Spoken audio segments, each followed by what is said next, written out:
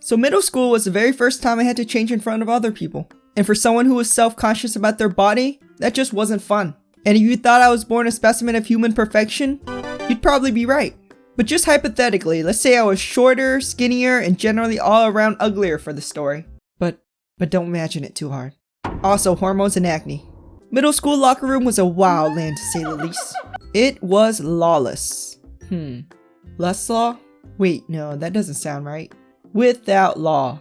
I mean, I suppose there was an office for the PE teacher in there, but come on, you can't expect them to be in there. Why they bothered putting that in there, I'll never know, cause, you know, who just want to sit in the office in view of teenage boys getting dressed? Without teacher presence most of the time, boys would do whatever the heck they want. Bunch of animals, a lot of them. And I think the teachers thought we would all just get dressed and head into the gym. I guess that sounds simple enough. But hormonal boys don't choose to follow the rules. They choose violence. And short of having an MMA cage set up, we resorted to the most primitive of all rough playing. The towel whip. And I gotta say, the towel whip is a symbol of human ingenuity and creativity. I bet the first caveman who wanted to hit his brother or something couldn't because he knew he would snitch. So instead, he took his towel, rolled it up, and smacked him. And the towel whip was born. There was this one really weird thing we all did where all the boys lined up with towels. And for the one who's finished dressing to leave, everyone would smack him as he's leaving. And it would be kind of mean to just hit random undressed kids though. So we only did it to others who was in the Brotherhood of Towel. Oh, there was also this other kid who always had tater tot stuff in his pocket from lunch. I guess he was saving it for later? It has nothing to do with my story, but I thought I'd throw it in here.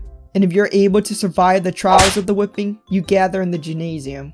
They had basketballs we could play with while we were waiting for everyone to get ready. There was an unspoken rule of make it or take it. So if you make the shot, you get the ball back. I never got the ball back. At the end of class, everyone would huddle back to the locker room to change. We aren't as rowdy this time around though, and everyone would just change and stuff their clothes into their gym bag.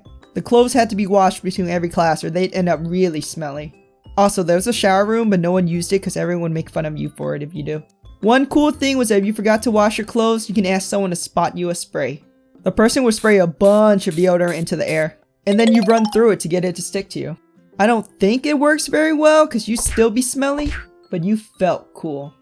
Another thing with starting class with locker rooms is that you can get away with being late. They can't call you out on being late because they can't just call you out on taking too long to get dressed. I was almost always late and I always got away with it. Except when I'm caught in the hallway by Dr. Levitt. She was the assistant principal who roamed the school to torment kids. And if you accidentally called her Miss Levitt, she'd get mad and correct you to Dr. Levitt. Also, she has a mullet. Dr. Levitt had a famous phrase she'd always yell out. Early is on time and on time is late. This one time, I was running down the hallway when a warning bell went off and I heard her yelling, "Stop running!"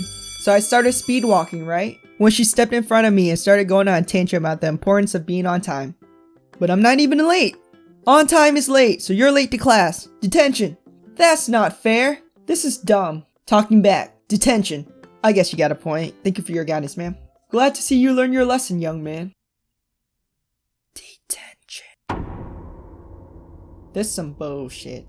I don't really got anything to say here, but I was thinking of what to call people who watch my videos. My friends? Legends? Winners? What's up, brother? Tell me what you think.